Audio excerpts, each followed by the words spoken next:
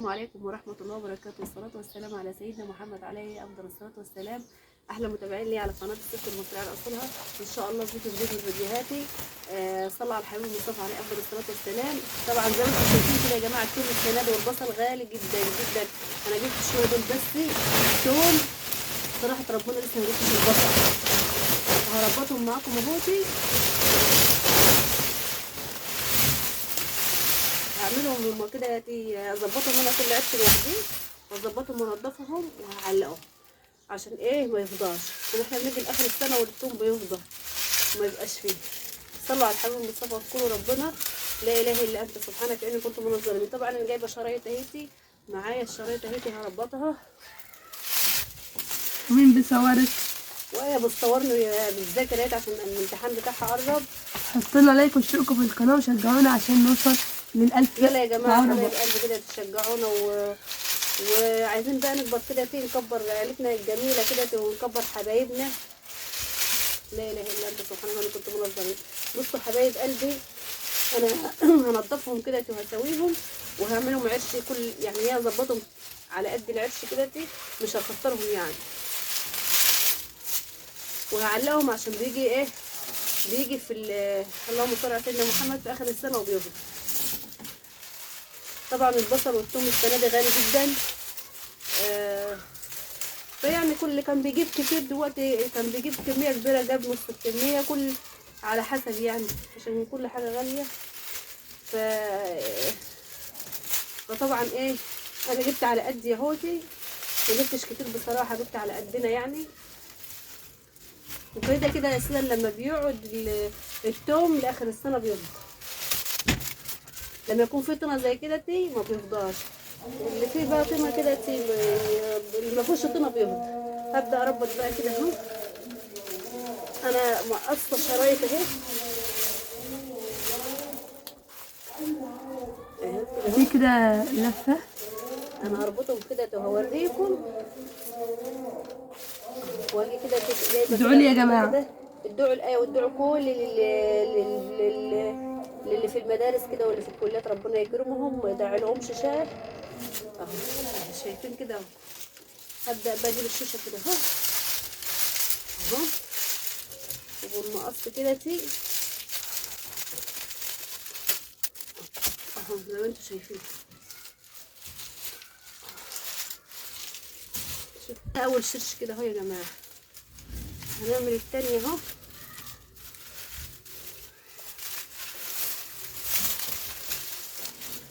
هو حلو مش حلو لما تجيبيه ما فيهوش طينه من هنا ما بيوزنش معاكي، لكن لو بس برضو لو في طينه بيبقى حلو يقعد لاخر السنه. فاحنا طبعا يعني هنحاول بقدر الامكان برضو نقشر منه ونحطه في اللهم صل على سيدنا محمد في الفريزر، ونسيب يعني نعمل نصهم كده ونصهم كده. كده هظبطهم كده بالحشيشه والحاجات اللي فيهم عشان عشان مثلا ما يلموش حاجه وما يفضاش وكده، يبقى نضيف.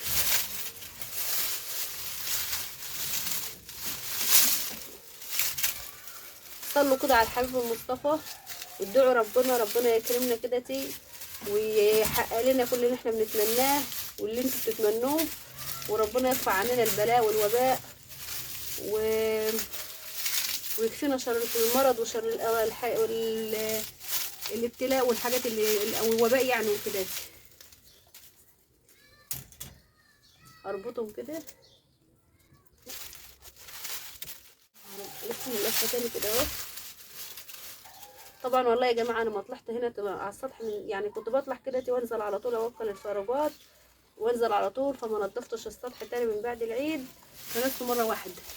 فانا عايزه انضفه برده واكنسه كنسه بس تاني. مش النهارده يعني في يوم تاني. ان قدرت هعمله النهارده هعمله، ان ما قدرتش اعمله لكم في فيديو تاني وابقى انزله لكم.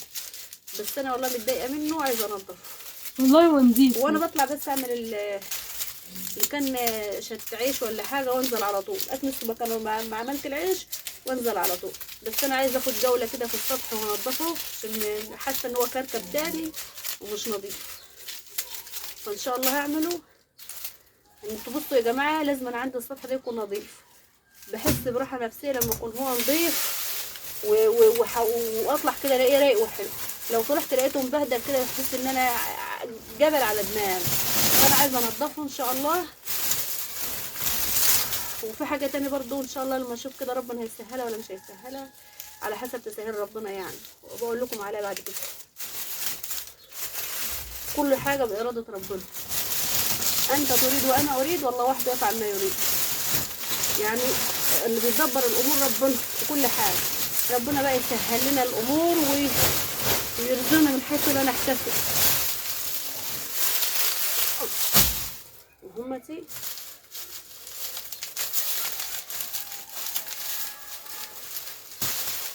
احنا طبعا يا جماعه الحاجات دي بتتزرع. احنا طبعا كنا احنا عندنا يعني الارض بتاعتنا وكده، بس كنا كنا مأجرينها ولا لحد يعني. ممكن بالفيديو ده ينزل الفيديو اللي احنا كنا فيه في على حسب بقى يا جماعه. احنا لسه صحيح واخدين ماما؟ الارض اهوتي، ممكن والله الزرع حلو يا جماعه والخير حلو في البيت. ممكن قدام الفيديو بتاع بس احنا كنا يعني ساعه ما اجرنا الارض كده كنا كانت في ظروف وكده فعشان كده اجرناها. فالحمد لله خدناها بقى ومش هنأجرها الحمد لله تاني. وابقى اصور لكم برضو هناك في الارض وكده بس ما تنسوش بقى تدعونا دعوه حلوه كده بظهر الغيب وتصلوا على الحبيب المصطفى طول ما انتوا قاعدين كده وتذكروا ربنا. لا اله الا انت سبحانك اني كنت من الظالمين. لا حول ولا قوه الا بالله العلي العظيم. اللهم صل وسلم وبارك عليك يا حبيبي يا سيدي يا رسول الله. بصوا بقى يا حبايب قلبي، هو زي ما انتوا شايفين كده على القد كده مش هكتر يعني اهو، عشان لما اعلقهم هو لما بتعلقيه ما بيفضاش. مش معنى يعني هو بيبقى التعلقه حلوه يعني، العرش بيمص من العرش ده ويفضل التومه مليان. ولما يكون في طينه كمان اكتر واكتر بيبقى حلو خالص. وطبعا عشان ما يجيش عليه ميه ولا حاجه ويبوق. لا اله الا الله، الله اكبر الله اعظم. اهو زي ما انتم شايفين كده اهو.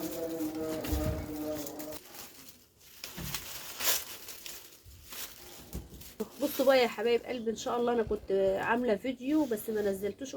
كنت بقول لها ايه نزليه، والله الفيديو ده من قبل العيد ساعه ما ظبطت الفرن كده وصنفرته ونضفته وجددته. الفيديو احنا مصورينه بس ما نزلناش. اللي عندها فرن كده بصد وقديم يعني زي كان الفرن انا كنت كده كان عندي كان كده، مسكته بقى ظبطته ورجعته زي الجديد. بس والله الفيديو احنا مصورينه بس للاسف ما نزلتوش. دي طبعا علينا رمضان والعيد وكده فعشان كده ما نزلناش الفيديو. وطبعا اي فيديو يبقى فيه ظروف كده ربنا ما يغيبنا الا في الظروف الحلوه والظروف الحلوه كده، وما يغيبنا ما يوريناش الظروف الوحشه. اللهم امين احنا وانتوا واللهم امين. تغيبي في شغلك بس وما تغيبيش الا في شغلك ومصلحتك يا رب، اللهم امين. بالحاجه الخير يا رب. بصوا بقى هي اللي ناشفه قوي دي انا اللي بقصها. وان شاء الله الفيديو خلي تنزله لكم.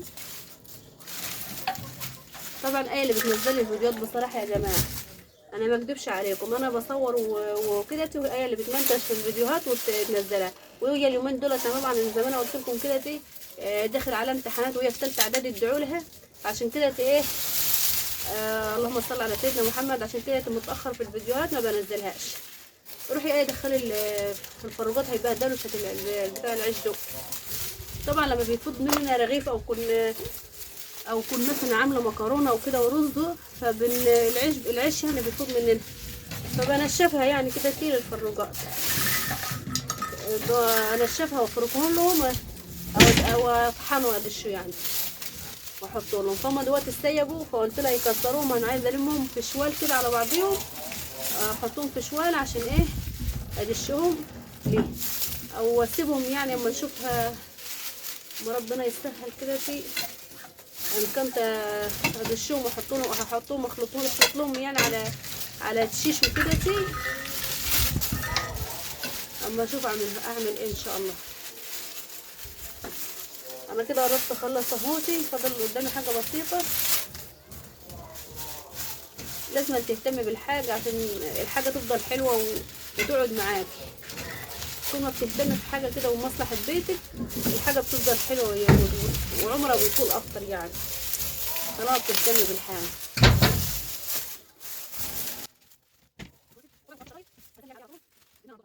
انا والله كنت جايباهم ليا يومين بس كنت تعبانه ما طلعتش يعني، ما كنتش قادره وما طلعتش اقدر يعني اعمله. هو الجو اليومين اللي فاتوا دول كان الجو حر فيه يعني، فما كنتش اقدر اطلع في الحر.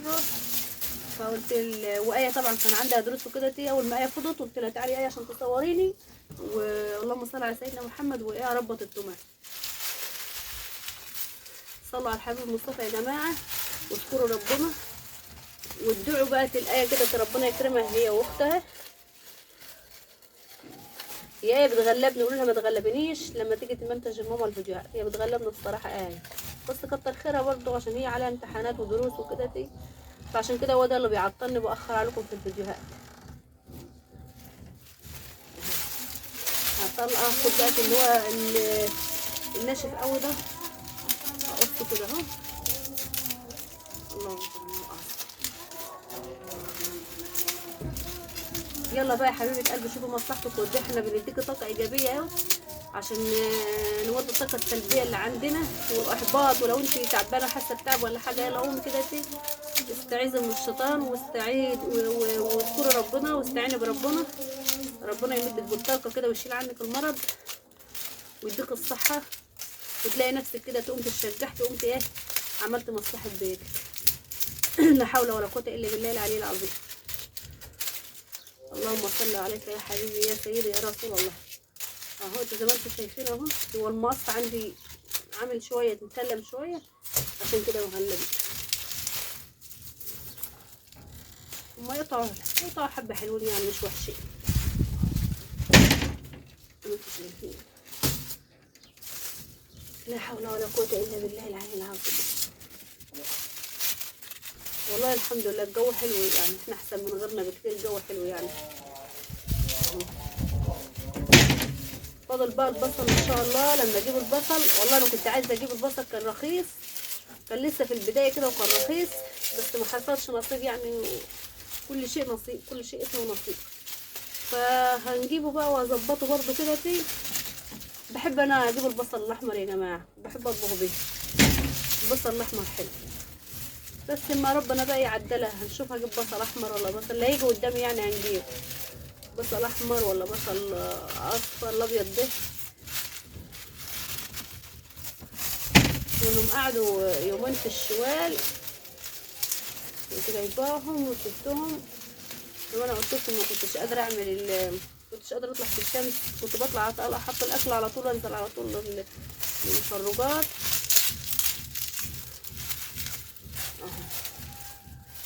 ان شاء الله باذن الله. انا بمسك بقى اقول لكم بعمل ايه.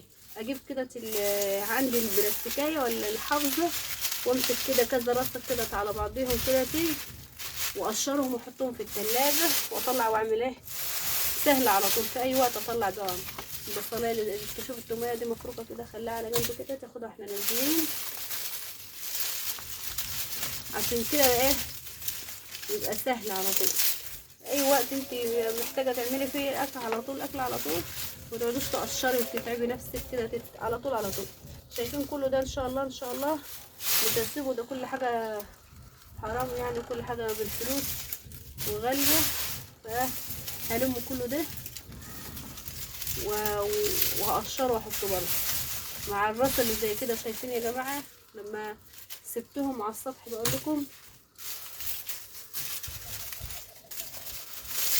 وطبعا العيال كانوا طالعين ونازلين والفراغات كانوا سايبين. يلا الحمد لله اهو. متنسيش بقى تحطوا لي لايك واشتراك في القناه لو انت لسه جديده كده، اشتركي لي في القناه عشان قناتنا تكبر ونكبر مع بعضكم عيله جميله كبيره مع بعضنا كده اهو. هحطش حبه تاني لا بس كفايه هو كده. ودول هيجوا دول برضه هيجوا اتنين اهو، هربطهم كده لا مش هيجي اتنين ده ممكن هيجوا اتنين. الباب الهواء عمال يخبط في الباب، هو الجو حر ومش عارفه هو هوا هو ازاي. جو حر وهوا بس حلو، ربنا باعت نسمة هوا كده حلوه لايك بقى واشتركوا في القناه، شجعونا عشان يوصلكم كل. ممكن الفيديو يبقى مقفول، لا تليفون يعني. اصلا بصوا يا جماعه، بقفله وبنسى.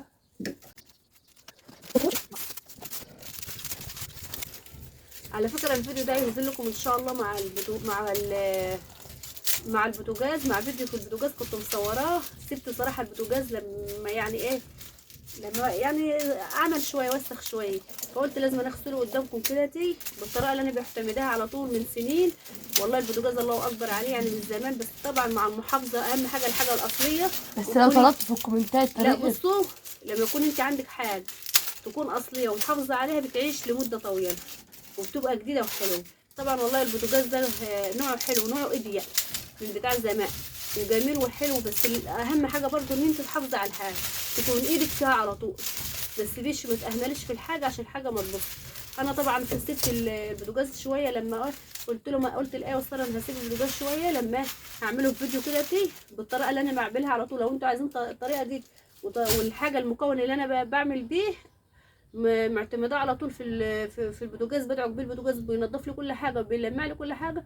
واكتبوا لي في الكومنتات تحت ان شاء الله وانا هقول لكم عليه. هو مش غالي، هو رخيص وسهل، موجود في اي بيت. 8 جنيه بس يا جماعه. 8 جنيه ممكن ترجعي البوتاجاز. يعني ايه، لو انتوا عايزين اكتبوا لي في الكومنتات تحت كده ان شاء الله على اسم الحاجه، المنتج ده ولا الطريقه، وانا اعملها لكم ان شاء الله.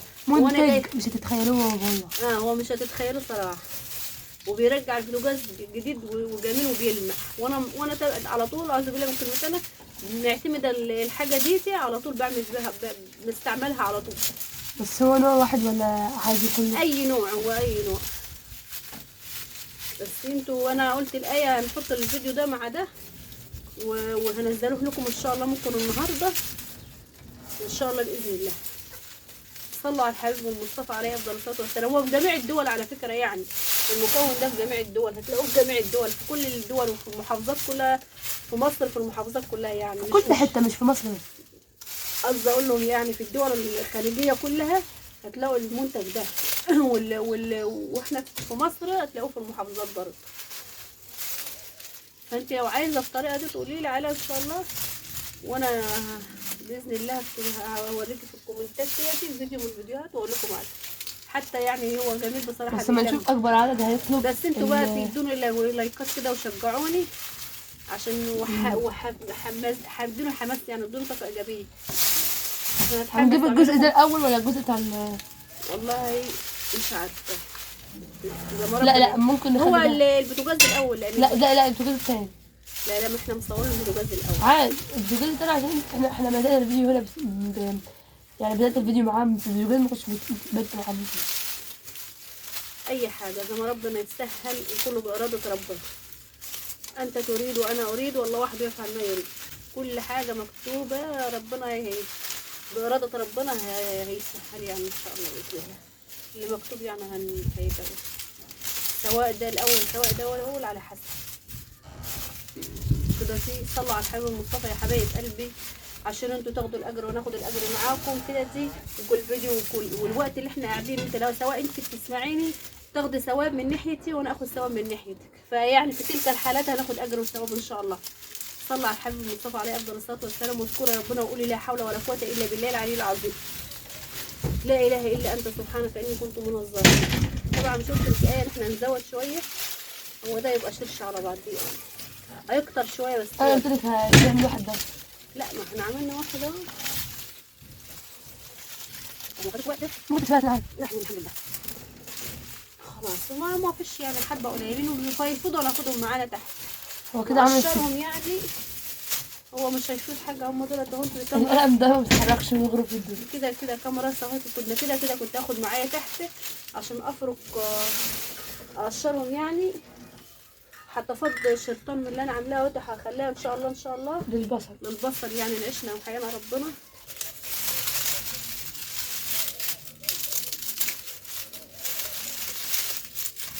خلاص كده خلصنا اهوتي. دخل الفراخ الفراخ السيئة.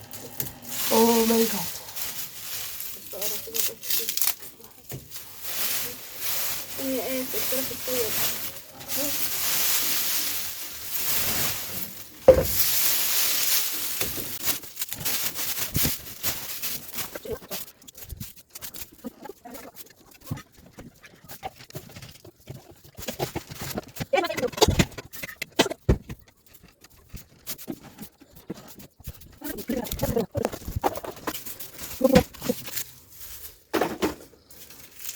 ممكن مقشاه.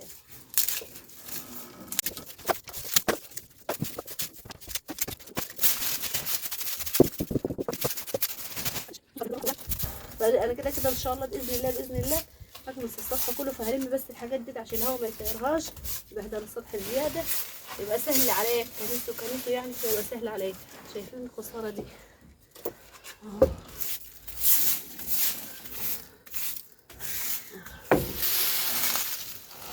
يلا بقى هكنسها وارجع لكم. خلصنا كل حاجه اهو ان شاء الله باذن الله. استنوني في فيديو الروتين على السطح هنضفه كده هو اتعلقوا يا جماعة وهتخلص. شكلهم حلو والله. معلش عشان التصوير من مكبراه، عشان اصلا انا قاعدة بعيد خالص، انا قاعدة في اخر الأوضة هنا، ماما هناك كده. هما 2 4 6.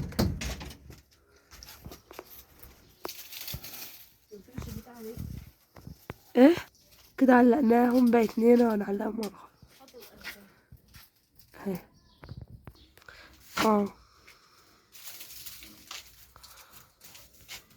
اخر واحد بقى يتعلق كده بقى خلصنا يا جماعه. كان فيديو النهارده، ما تنسونوش باللايك والاشتراك في القناه وتفعلوا الجرس عشان يوصلكم مني كل جديد. واهم حاجه يا جماعه طول ما انت بتديني لايك الفيديو يوصل لعدد اكبر وكلنا نستفاد منه، ان كلنا ناخد طاقه ايجابيه ونودي الطاقه السلبيه اللي عندنا وربنا يحقق لكم اللي انتم بتتمنوه واللي انا بتمناه. واستودعكم الله، والسلام عليكم ورحمه الله وبركاته. فيديو جديد من فيديوهات على قناه الست المصريه على اصولها. الى اللقاء.